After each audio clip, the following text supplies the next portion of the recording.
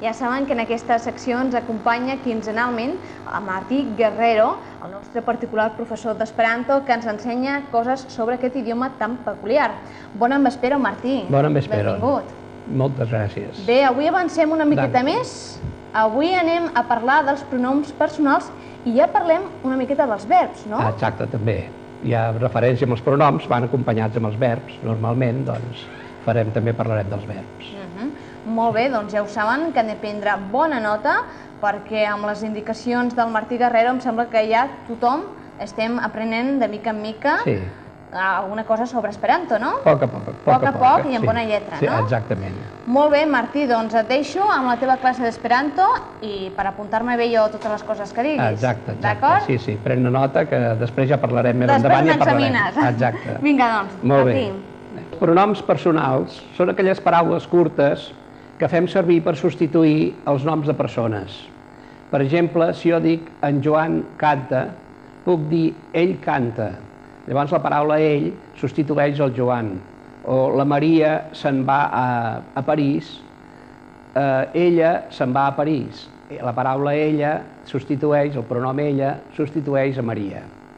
Llavors, els pronoms personals nosaltres tenim de primera persona el jo, la segona persona és el tu o el vostè, la tercera persona ell o ella, segons sigui masculí o femení. Llavors hi ha el plural de primera persona, que és nosaltres, el de segona persona és vosaltres i la tercera persona són ells o elles. Llavors, en Esperanto ja tenim la relació .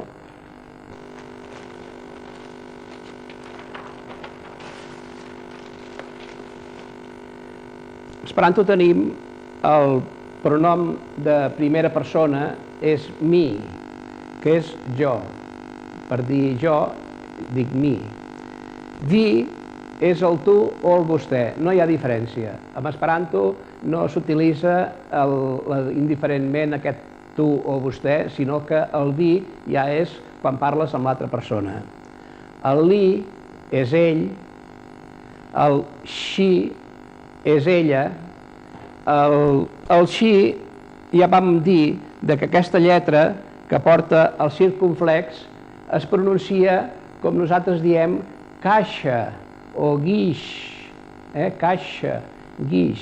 Si nosaltres li traiem el circunflex, llavors aquesta lletra és sa, se, si, so, su.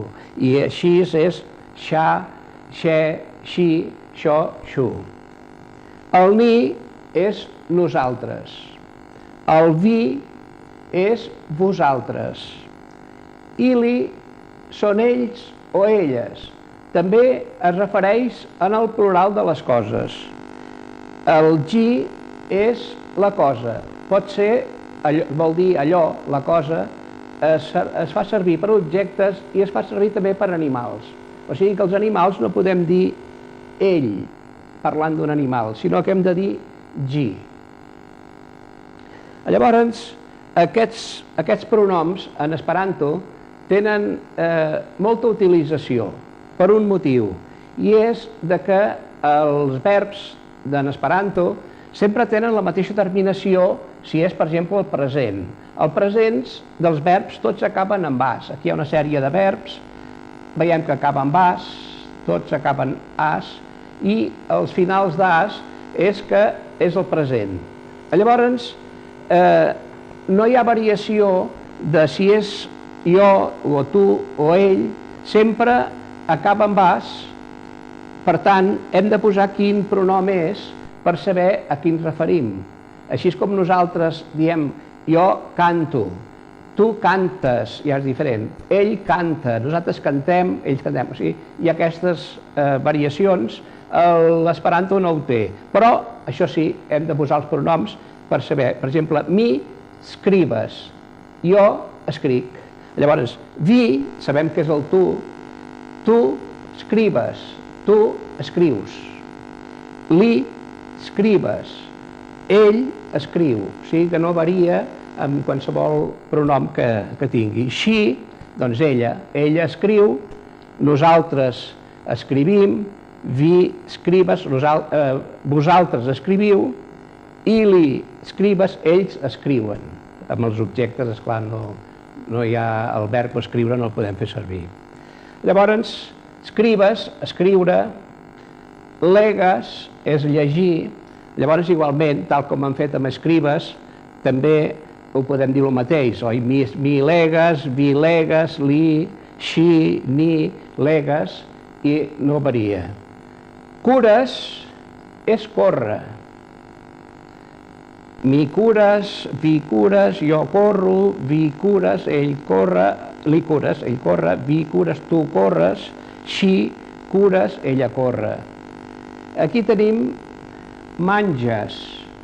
Aquesta paraula, aquesta G, quan no porta el circunflex, seria ga, ge, gi, go, gu. Sempre té la mateixa pronunciació.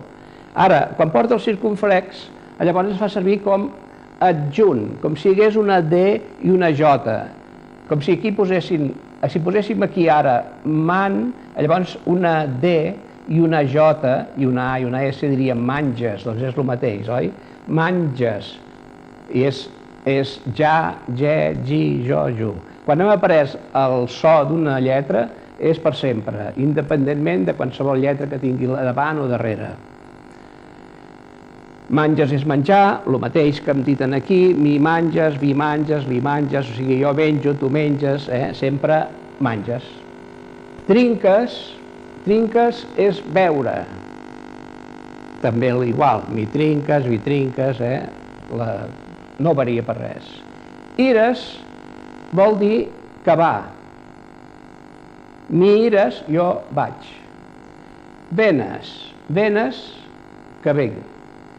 Mi venes, jo vinc. O vi venes, tu vens.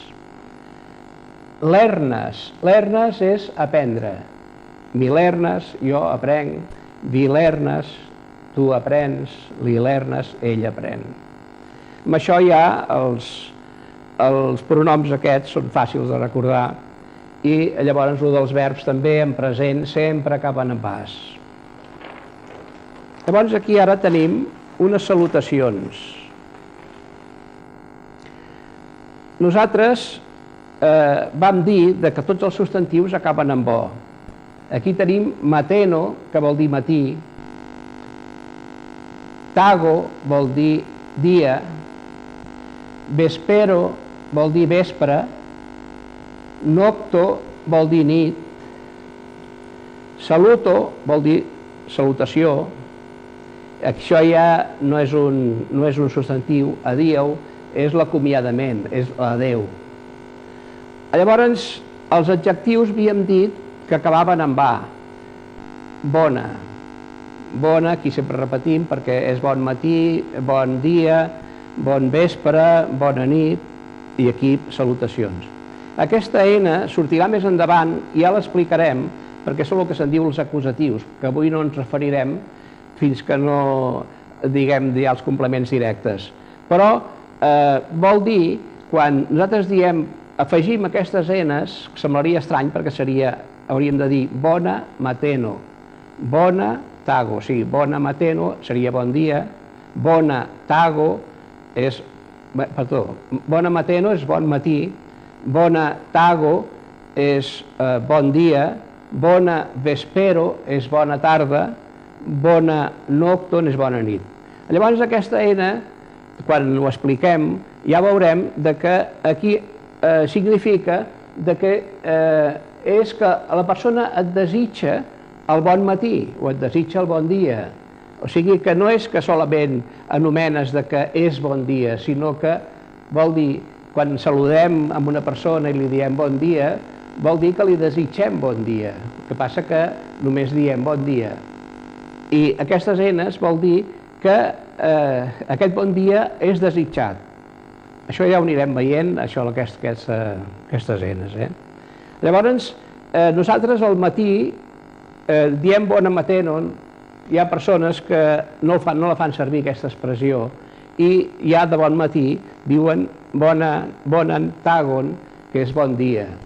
Però al matí, a primera hora, es pot dir tranquil·lament bonan matenon, Després ja, quan ja s'ha esmorzat, és ja bon antàgon, quan s'ha dinat, a mitja tarda, llavors ja és bon vesperon, bona tarda.